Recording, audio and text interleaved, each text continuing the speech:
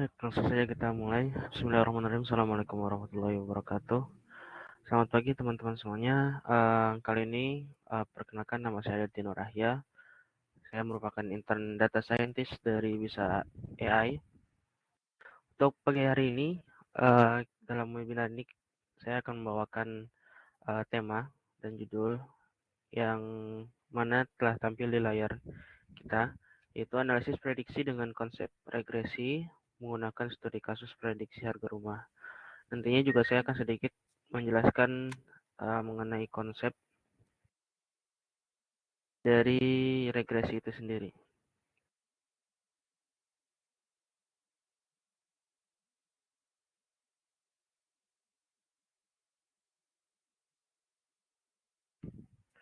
Baik. Nah, yang akan kita bahas pada kesempatan kali ini diantaranya ada analisis prediksi, kemudian konsep machine learning, konsep regresi, algoritma regresi, evaluasi model regresi, dan nanti di akhir kita ada sesi live code atau live demo. Baik, yang pertama, apa itu analisis prediksi? Dikutip dari pernyataan atau istilahnya teori dari Herdianto di tahun 2013, prediksi adalah suatu proses memperkirakan secara sistematis tentang sesuatu yang paling mungkin terjadi di masa depan berdasarkan informasi masa lalu dan sekarang yang dimiliki, agar kesalahan atau selisih antara sesuatu yang terjadi dengan hasil yang diperkirakan dapat diperkecil. Prediksi tidak harus memberikan jawaban secara pasti kejadian yang akan terjadi, melainkan berusaha untuk mencari jawaban sedekat mungkin yang akan terjadi. Jadi dari konsep prediksi ini untuk memperkirakan apa yang akan terjadi di masa depan dengan informasi yang kita punya di masa sekarang atau masa lalu, kita analisis. Dan analisis itu kan kita memperkirakan bahwa selisih antara sesuatu yang terjadi dan hasil yang diperkirakan itu seberapa besar dan hasilnya sebagaimana. Itu yang disebut dengan prediksi. Dalam bahasa Inggris, analitik prediktif atau predictive analytics mencakup berbagai teknik statistik dari pemodelan prediktif, belajar mesin, dan data mining yang menganalisis arus dan fakta-fakta sejarah untuk membuat prediksi tentang masa depan atau peristiwa yang tidak diketahui. Nah, tadi kan kita bahas mengenai analisis prediksi. Dan untuk analisis prediksi ini dengan konsep machine learning ataupun data mining, kita punya istilah yaitu predictive analytics, di mana kita menggunakan pemodelan mesin dan pembelajaran mesin menggunakan konsep data mining untuk menganalisis arus dan fakta-fakta sejarah atau masa lalu dan sekarang untuk dapat menghasilkan sebuah prediksi mengenai masa depan atau peristiwa yang tidak diketahui. Nah, untuk lebih jauh lagi, kita awali dengan refresh kembali ingatan kita.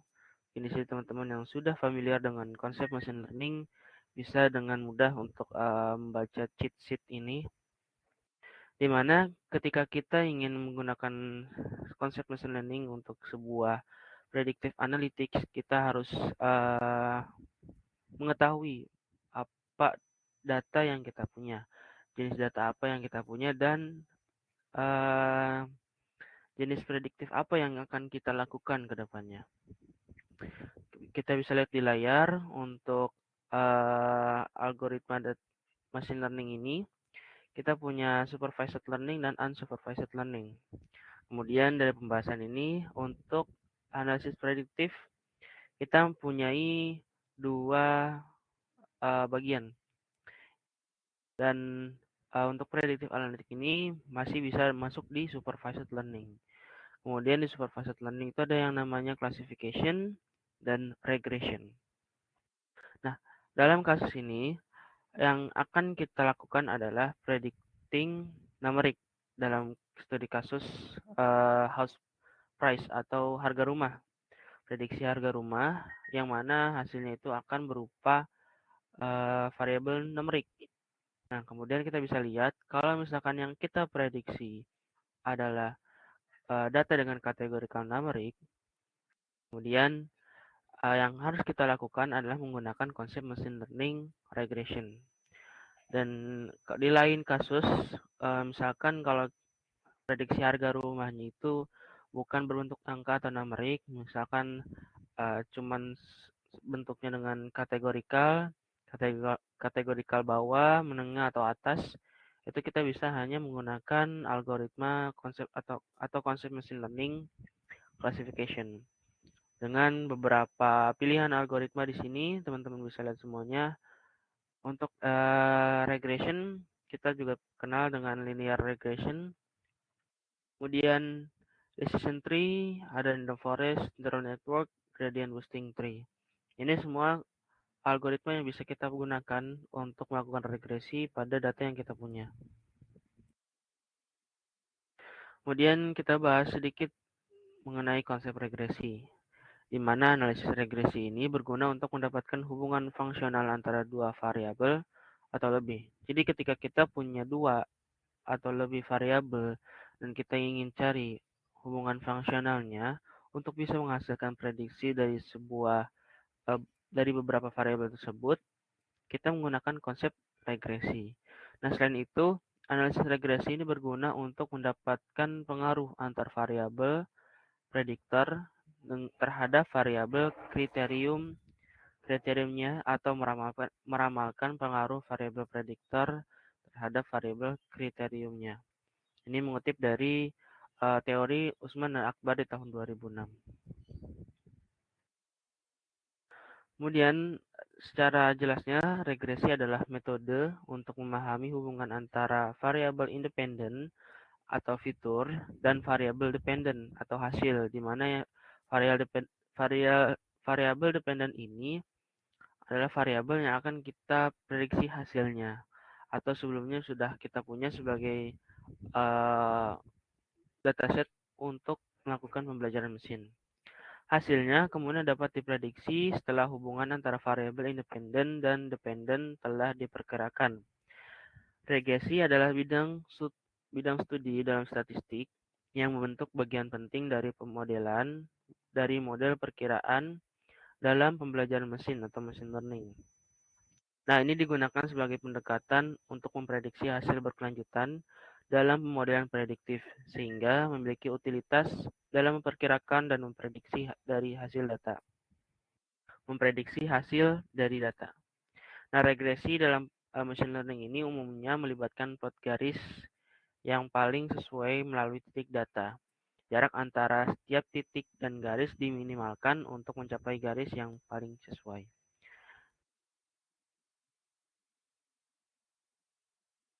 Nah, mungkin ada yang bertanya juga, perbedaan dasar kan tadi kita sudah sebutkan untuk regresi ini adalah mencari hubungan antara variabel-variabel, hubungan fungsional. Nah, kemudian apa sih perbedaan mendasar dari korelasi dan regresi? Nah, untuk korelasi sendiri itu hanya menunjukkan sekedar hubungan antara satu variabel dengan variabel lain. Dalam korelasi variabel juga tidak ada istilah tergantung dan variabel bebas. Sedangkan untuk regresi ini menunjukkan hubungan pengaruh.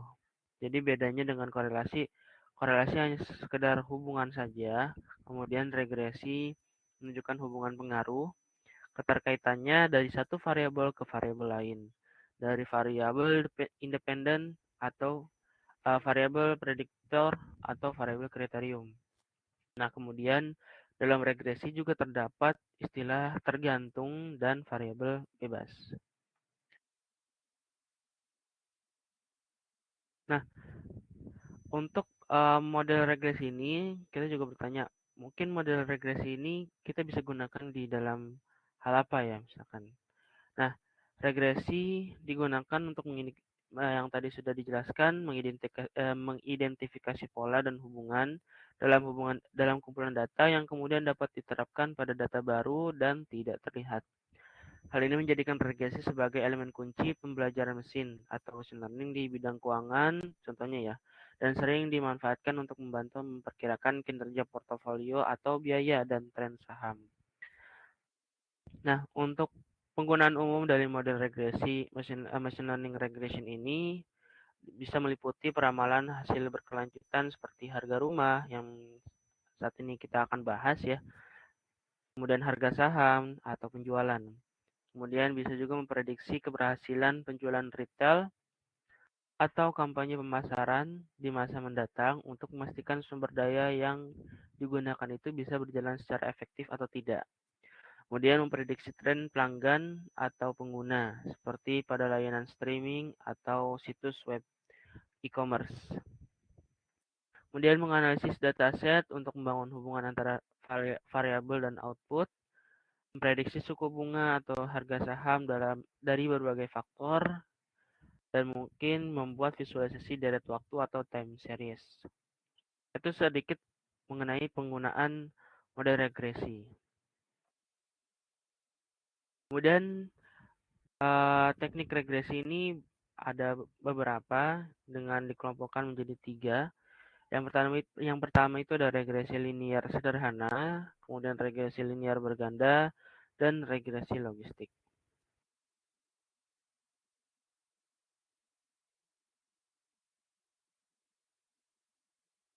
Nah, ini sedikit mengenai algoritma regresi, di mana di sini dari beberapa algoritma yang bisa kita dapatkan atau bisa kita gunakan menggunakan API dari Sklearn. Ada linear regression, polynomial regression, laser regression, ridge regression, Bayesian linear regression, decision tree regression, dan juga kita bisa menggunakan neural network regression atau menggunakan deep learning. Nah, untuk evaluasi model, di model regresi ini sedikit berbeda dengan model misalkan kita menggunakan model classification, di mana kalau kita menggunakan model classification kita hanya cukup menggunakan confusion matrix atau classification report. Nah, di model regresi ini matriks utama yang kita gunakan sebagai evaluasi model itu ada R-square, ada mean square error atau root mean square error, kemudian ada mean absolute error. Mengapa di sini berbeda dengan model classification? Karena dalam model regresi yang kita evaluasi adalah seberapa besar error dari model itu dalam memprediksi suatu nilai prediktor. Seperti itu. Sedikit penjelasan mengenai beberapa evaluasi model ini. Yang pertama itu ada R-square untuk mengukur seberapa besar variabilitas dalam variabel dependent dan yang dapat dijelaskan oleh model. Ini adalah kuadrat dari koefisien korelasi, dan itulah sebabnya disebut R-square. R-square ini dihitung dengan jumlah kuadrat dari kesalahan prediksi dibagi dengan total jumlah kuadrat yang menggantikan prediksi yang dihitung dengan mean. Nilai R-square antara 0 sampai dengan 1 dan nilai yang lebih besar menunjukkan kecocokan yang lebih baik antara prediksi dan nilai aktual. Jadi untuk evaluasi model regresi ini menggunakan R-square, ini sama persisnya dengan akurasi dalam atau precision di model classification seperti itu. Dengan mengukur besaran kecocokan dari nilai prediksi dan nilai aktual. Kemudian di sisi lain kita juga punya mean square error atau bisa disebut adalah ukuran absolut dari goodness for fit. Nah, mean square error ini dihitung dengan jumlah kuadrat kesalahan prediksi yang merupakan output nyata dikurangi output yang diprediksi dan kemudian dibagi dengan jumlah titik data. Ini memberi angka absolut tentang seberapa jauh hasil prediksi Anda menyimpang. Jadi sesuai dengan namanya yaitu error.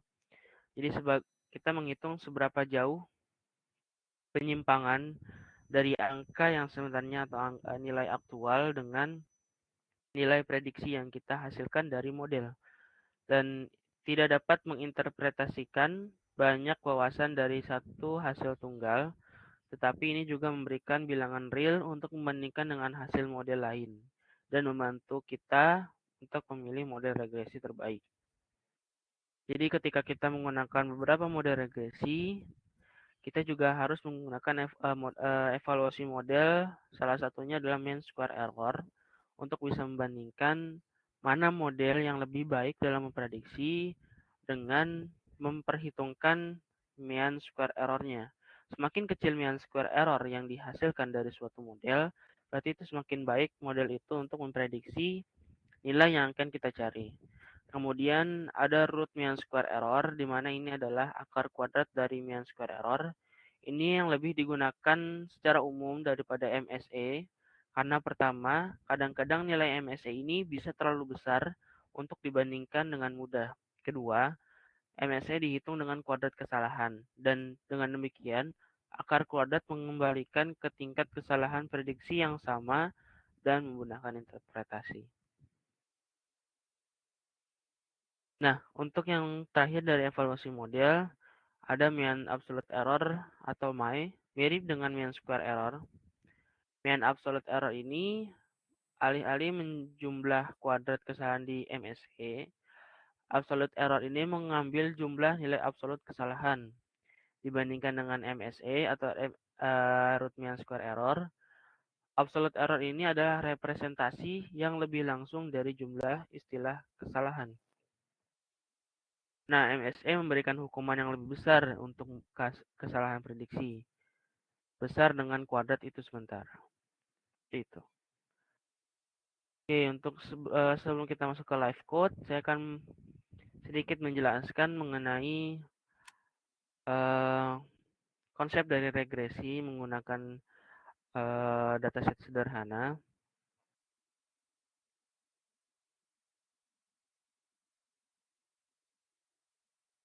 Nah, untuk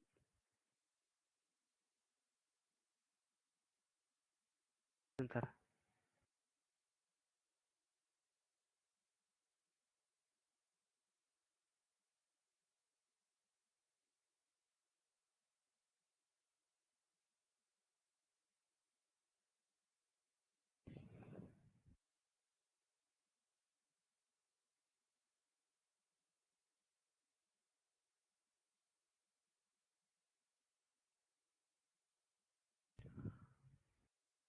Oke, sebagai contoh untuk pengenalan regresi, di sini kita punya dataset uh, pendek atau singkat saja ya. Jadi kita mengenal regresi itu sebagai sebuah teknik untuk menganalisis pola dari suatu variabel atau beberapa variabel dengan variabel prediktor.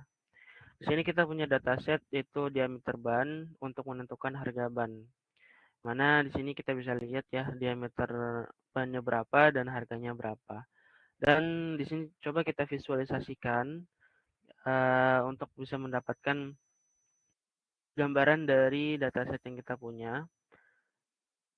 Dan kita coba susun atau kita coba ubah dataset yang kita punya itu untuk bisa diprediksi.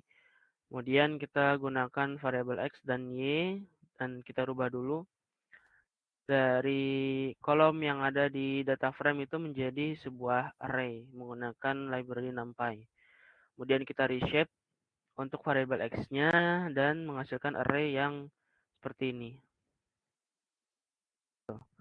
Dan untuk modelnya kita menggunakan linear regression atau linear model yang secara singkat ini model yang paling umum digunakan untuk regression.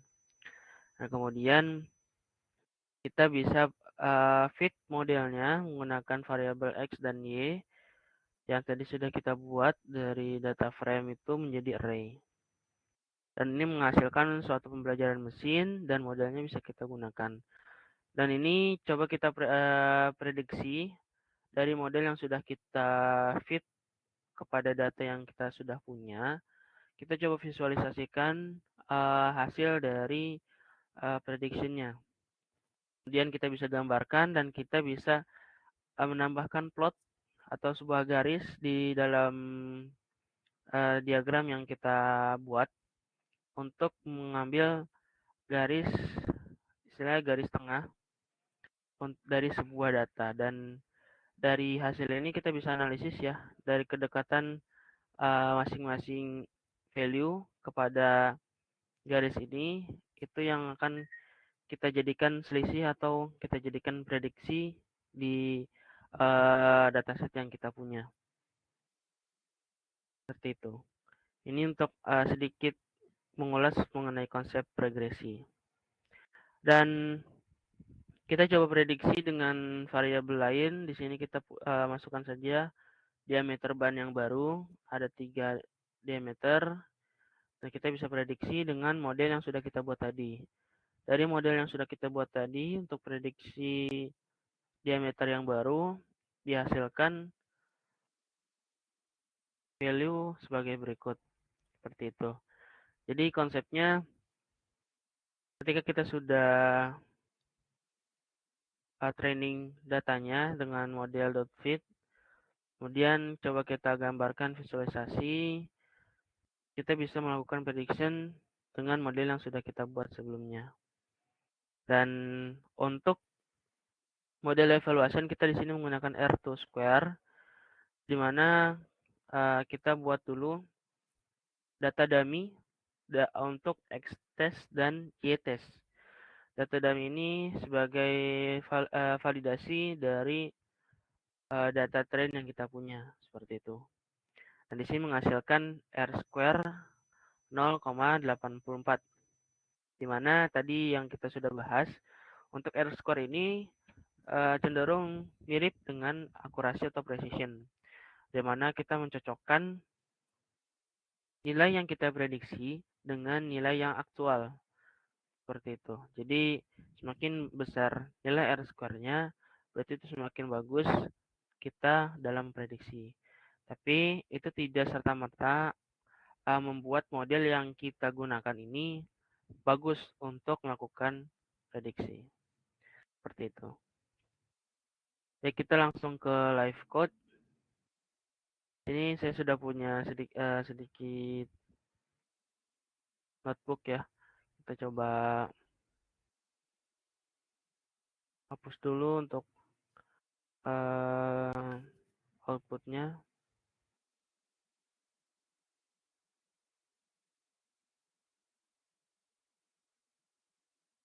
Nah, teman-teman di sini saya mengambil data dari Advanced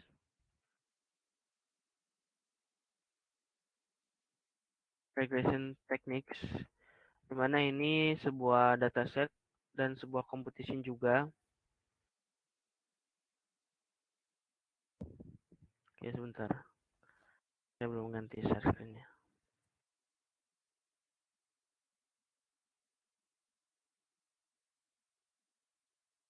Sebuah dataset yaitu harga rumah, dimana ini juga sebuah competition, dan datanya di sini kita ada train data dan test data, di mana ini mempunyai lebih dari sekitar 70-an lebih dataset. Teman-teman bisa gunakan data ini buat berlatih untuk prediction dan sebagainya. Nah, kita akan gunakan data itu untuk mencoba konsep regresi dari mesin learning ini sendiri gitu. Oke, yang pertama kita seperti biasa import library yang akan kita gunakan. Mudah-mudahan bisa terlihat ya di layar teman-teman. Oke, untuk library-nya kita coba di restart dulu untuk membersihkan variabel yang ada. Oke, sudah di restart. Kita coba run, kita import beberapa libraries yang kita gunakan. Kemudian untuk data trainnya, kita load datanya. Ini saya sebelumnya sudah upload ke GitHub saya dan teman-teman mungkin bisa di-download secara langsung datanya di sini. Bisa download satu-satu. Ini ada test.csv dan trend.csv ini yang kita gunakan. Kemudian kalau teman-teman mau coba submit prediction di sini bisa teman-teman coba submit prediction untuk teman-teman coba belajar mengenai prediction.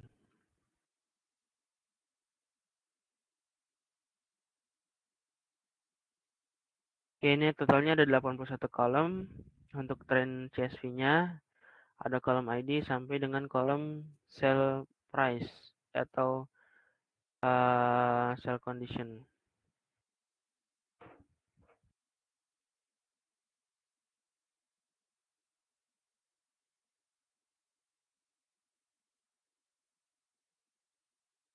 Ya, sampai sell price. Oke, kita lanjut ke load datanya. Kita load dulu. Datanya sebelumnya sudah saya upload di GitHub. Kemudian ini kita coba tampilkan head-nya untuk trend datanya dan test datanya. Dan coba kita lihat dulu dari data yang kita punya mengenai tipe datanya. Kita gunakan function .info dari data yang kita punya, kemudian kita bisa lihat di sini jumlah datanya dari masing-masing kolom itu ada berapa.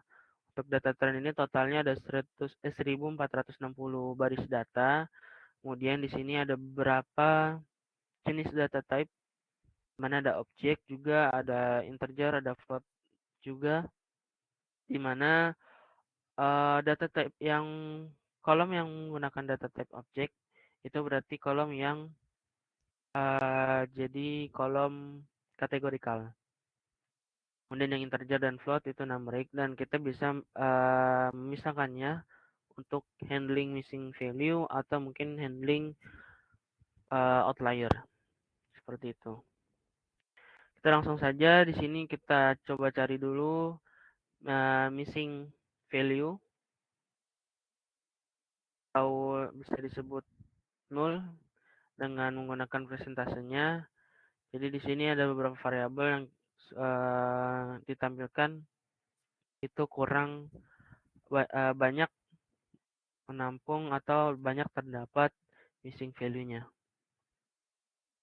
Oke, ini langsung saja kita buat analisis saja untuk sebagai perhitungan kita untuk menentukan atau menentukan handling missing value-nya bagaimana. Kemudian kita pisahkan antara data numerical dengan data kategorikal, di mana data numerical ini adalah data kolom data yang bertipe integer atau float. Ini sudah ada dipisahkan antara yang numerical dan yang kategorikal. Dan kita coba visualisasikan di sini visualisasi untuk data yang numerical dan data yang kategorikal. Tapi sebelumnya kita plot dulu, mana di sini kita plot dulu missing value-nya dari masing-masing kolom itu divisualisasikannya bagaimana. Gitu.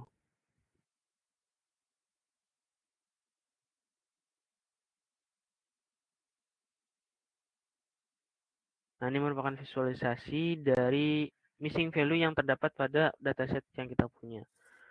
Nah, tadi dan ini merupakan persentase dari missing value yang terdapat pada kolom. Gitu.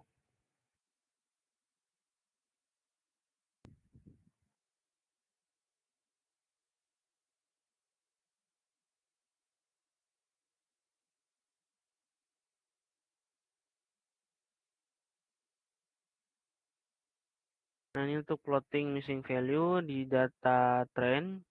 Kemudian ini plotting dari missing value di data test. Ini annotation-nya menunjukkan persentase dari proporsi missing value yang terdapat pada kolom tersebut. Kemudian kita drop terlebih dahulu kolom ID untuk lebih jelas lagi. Kemudian kita coba cari, kita tunjukkan berapa banyak columns untuk data numeric. Kita punya data numeric itu sebanyak 37 kolom. Kemudian kita coba visualisasikan antara numerical predictor dengan target variables atau sell price. Kita visualisasikan sebaran data antara variabel predictor yang numerik dengan sell price.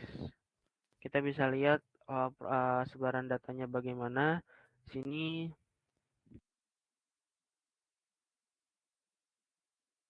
mudah-mudahan bisa terlihat teman-teman. Dan ini sebagai exploratory data analysis untuk data yang kita punya dari kolom-kolom yang bentuk datanya itu adalah numerical.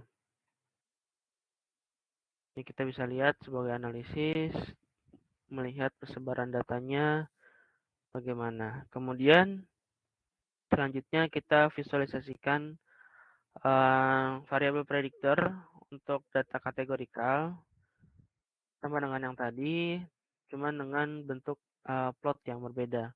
Di sini kita gunakan box plot untuk visualisasinya.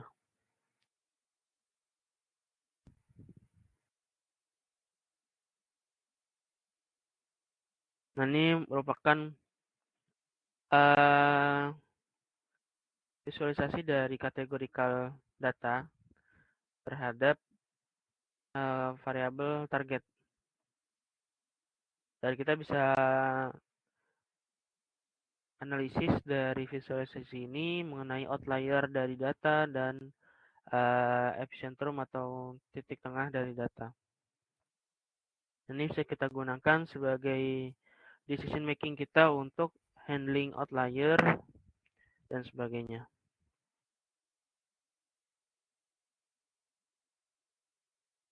Nah, kita coba visualisasikan distribution target variable.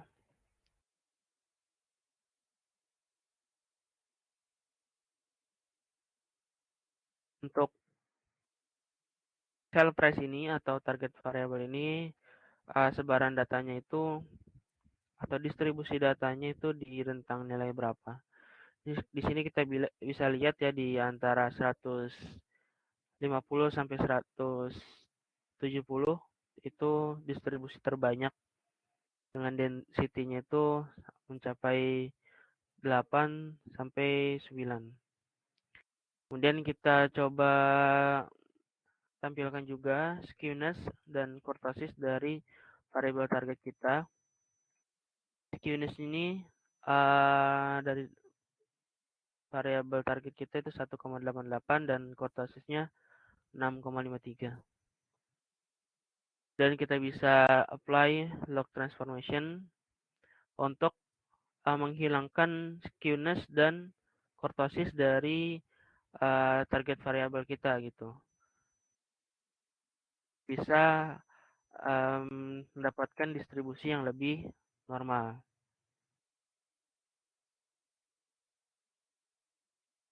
Dan kita coba visualisasikan lagi untuk memastikan bahwa skewness dan kurtosis kita sudah dihilangkan. Nah, ini hasil dari variabel target atau kolom sell price setelah dihilangkan skewness dan kurtosis. Karena skewness dan kurtosis ini cukup mengganggu di target variabel sehingga nantinya bisa terjadi pemodelan yang lebih buruk itu. Nah, kemudian kita tampilkan juga sedikit correlation untuk multicollinearity.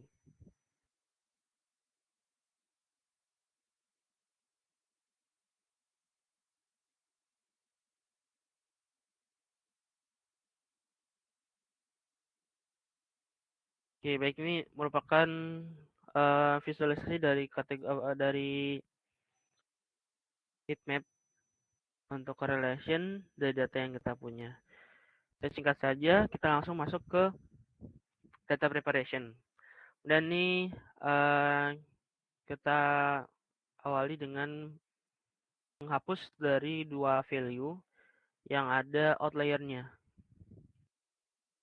Kemudian kita tentukan variabel Y kita yaitu sell price, di mana kita juga menggabungkan antara dataset train dan dataset test untuk bisa menghasilkan beberapa visualisasi untuk bisa menentukan kolom mana yang bisa kita gunakan untuk melatih model kita. Seperti itu. Dan ini juga sekaligus untuk handling missing value, juga handling data type issue, skewness, dan transformasi data. Kita gabungkan datanya antara data train dan data test. Kemudian coba kita lakukan data preparation. Di sini kita mengisi missing value-nya.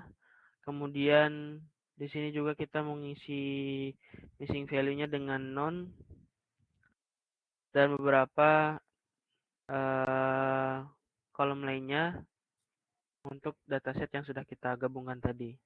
Kemudian kita pastikan lagi untuk missing value presentation-nya, karena di sini kita sudah isi semua kolom missing value-nya dengan yang kita kehendaki. Kita bisa isi dengan nilai yang lebih banyak muncul atau mode. Kemudian bisa juga kita fill dengan non dan lain sebagainya. Dan juga kita bisa isi dengan median seperti itu. Kita pastikan lagi persentase dari missing value-nya. Ini kita sudah dapatkan 0 missing value. Dan kita coba lihat skill fiturnya. Di sini bisa kita lihat mana kolom yang mempunyai skewness paling besar. Itu.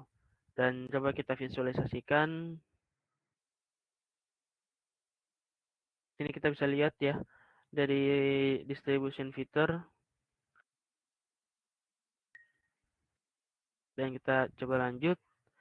Dan skewness yang terdapat pada kolom itu kita normalisasi menggunakan Box-Cox Power Transformation. Ini di sini kita menggunakan teknik box-box. Dan kita coba pastikan lagi setelah kita handling skewness-nya, terlihat perbedaan antara visualisasi yang sudah bersih dari skewness dan yang belum bersih dari skewness. Oke, kita coba lihat kolom yang tidak berguna. Di sini yang masih terdapat banyak value yang sama gitu. Jadi value yang tidak tersebar atau proporsinya itu tidak seimbang atau bisa disebut unbalanced data. Di sini ada beberapa kolom yang akan kita drop karena lebih dari 99% baris datanya itu value-nya sama. Artinya ini jadi unbalanced. Kemudian kita drop di sini dan kemudian kita lakukan beberapa transformasi dari data yang kita punya. Kita drop data yang tadi di atas, kemudian di sini kita apply untuk data dummy-nya, dan kita cek lagi. Dan terakhir kita coba transform semua data yang kita punya dan kita masukkan dulu kolom yang akan kita transformasi. Kemudian kita remove categorical column yang original karena tadi sudah ditransformasi dan kita buat dataset yang baru, itu dataset yang mencakup semua dari data trend dan data test. Dan kita tentukan variabel X-nya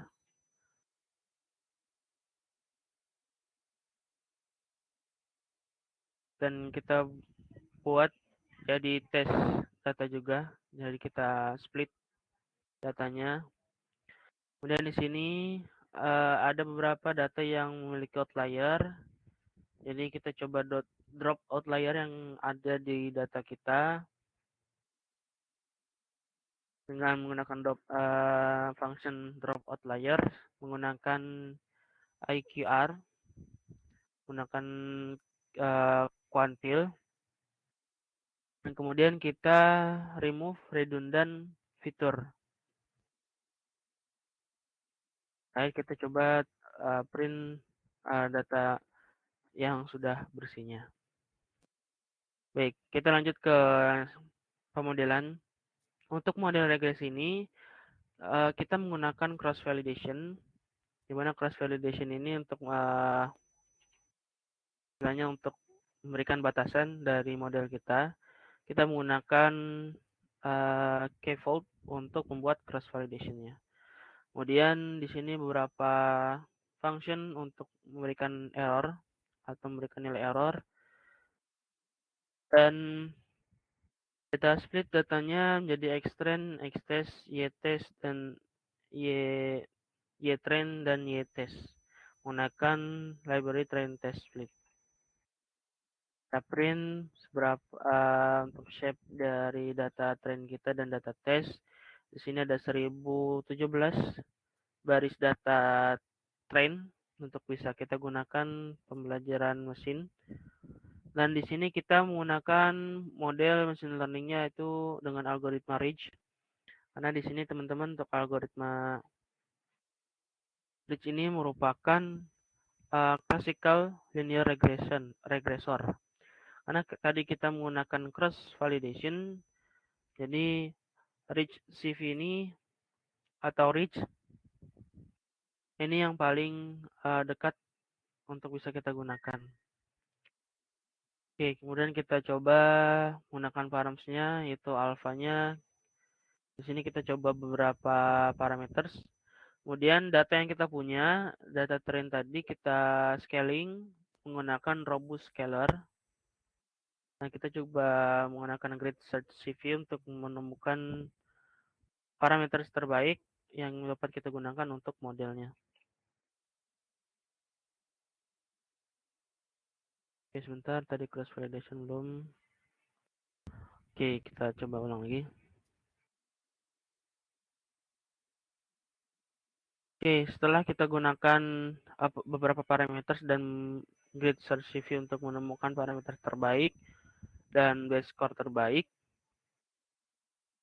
di sini kita bisa dapatkan alpha value yang terbaik yaitu 8 dengan skornya minus 0,01 sekian. Dan untuk data train dan data testnya kita hitung errornya yang tadi sudah saya jelaskan, itu root mean square error. Jadi kalau untuk root mean square error ini semakin kecil root mean square errornya, berarti semakin baik model yang kita gunakan untuk memprediksi suatu data. Seperti itu. Di sini untuk trennya 0,084, untuk tesnya 0,1 ya 0,1 ya. Sekian. Kemudian di sini kita coba ulang lagi untuk average-nya. Nah, kita gunakan pipeline untuk bisa kita masukkan ke Ridge CV yang akan kita gunakan untuk bisa memprediksi data yang kita punya. Nah, untuk root mean square error-nya dari Ridge ini 0,1, 0,1020, dan itu sedikit dari pemodelan untuk machine learning regression. Dan kita coba fit lagi untuk finalnya, dan kita bisa prediksi harganya menggunakan X-test yang sudah kita punya. Dan ini menghasilkan data yang seperti ini untuk prediction.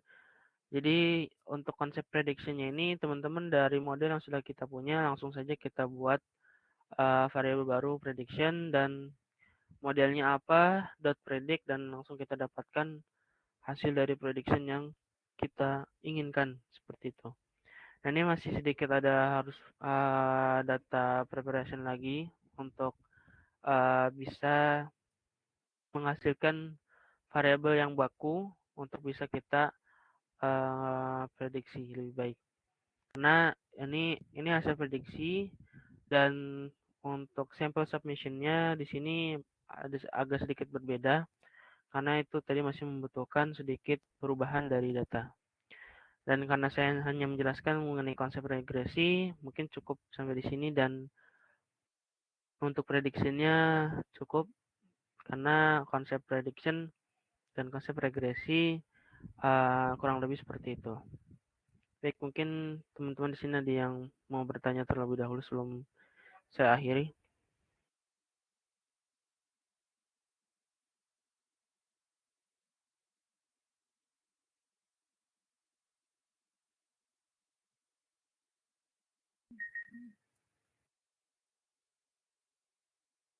Mungkin kalau tidak ada, bisa saya cukupkan. Terima kasih teman-teman atas waktu dan kesempatannya. Saya akhiri, kurang lebihnya mohon maaf. Assalamualaikum warahmatullahi wabarakatuh.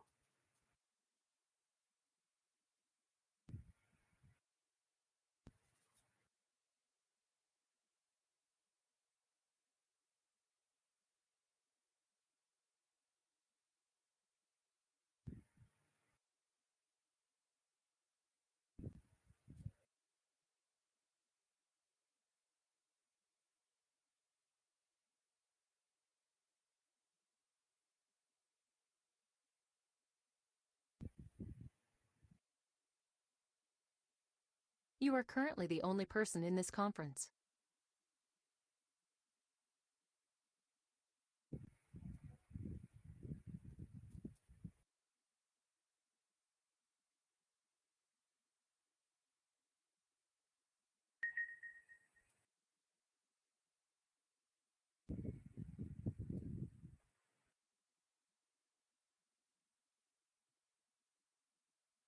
You are currently the only person in this conference.